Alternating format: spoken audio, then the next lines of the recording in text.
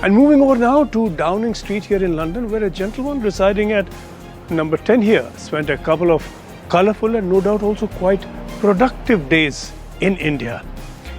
Between one Prime Minister visiting the country of the other across a very short period, really from July to October of this year, the difference in sight could not have been more dramatic. Starmer arrived in India to say 5,700 posters of him lining the roads. It would take a lot of British Prime Ministers to have that many posters of them along the road between them. And for Starmer, songs and dances to add to all that all along the way. That kind of thing is undreamt of here in dreary Britain. On the other hand, the other way, Modi arrived in Britain in July for a day and left almost unseen in person or in picture. But through all the colour in Mumbai, this certainly was a visit with a serious business agenda for Starmer. A whole plane load of top British executives travelled with him to Mumbai. Several deals were agreed, others were initiated, including defence deals. The visit cemented also a political togetherness, particularly over fighting terrorism together. Siddhant Mishra, who joined the Mumbai party, has more.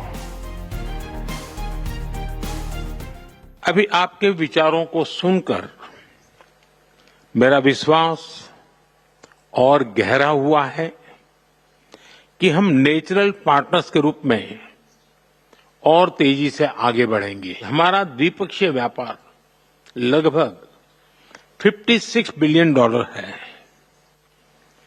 हमने 2030 तक इसे दोगुना करने का लक्ष्य रखा है। Already had a really productive couple of days.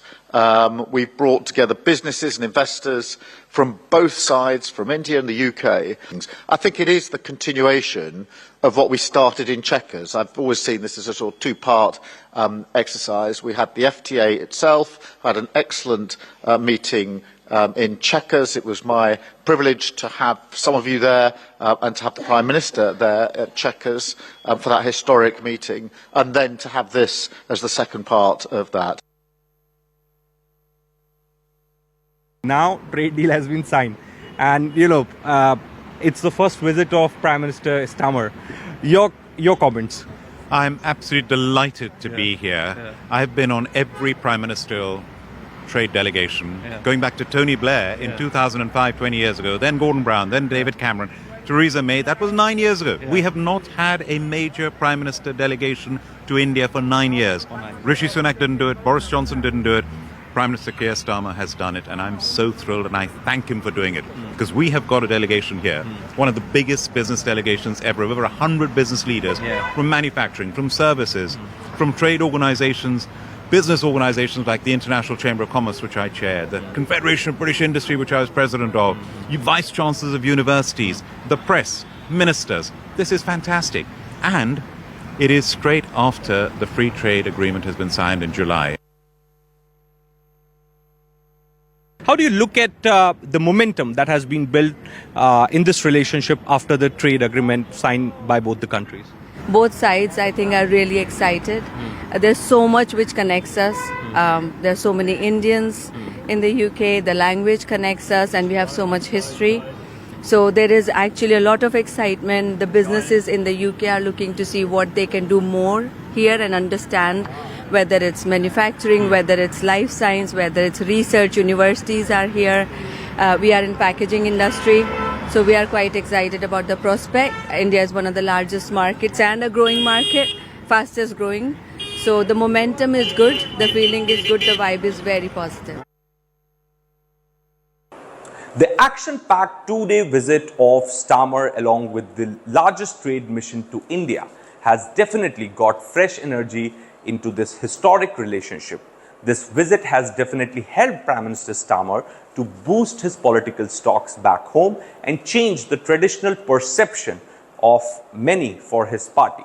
But key issues like more visas for Indians, carbon tax, and presence of Indian fugitives on British soil still continues to be the point of contention between the two. And the biggest question is, can India-UK relationship touch the levels of India's strategic relationships with other countries in the West like US, France in terms of tangibles? You wouldn't guess all that looking at media here in Britain. The media focus here was on British domestic questions that were put to Starmer in Mumbai about a dropped case against suspected Chinese spies, the proposed digital ID system, anything but India, far removed from anything in Mumbai. The visit, in fact, was seen as something of a working picnic for Starmer. And if the intention was, and no doubt it was, for the government to generate new narratives over Starmer delivering fruitful new deals for Britain, the visit added very little to that.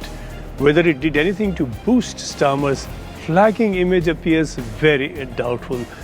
Certainly, Gaza was on everyone's mind, and now with the promise of a new government in place, certainly that was the imminent issue to look out for, which does mean that we could soon have more of a government in place in Gaza than in the US. In the US, the government has officially shut down. How on earth does that happen? Shops can shut down, factories shut down, but a whole government shutting down? Only in the United States of America. And the reason really is as simple to figure as it appears difficult to resolve. Funding for the government is routed through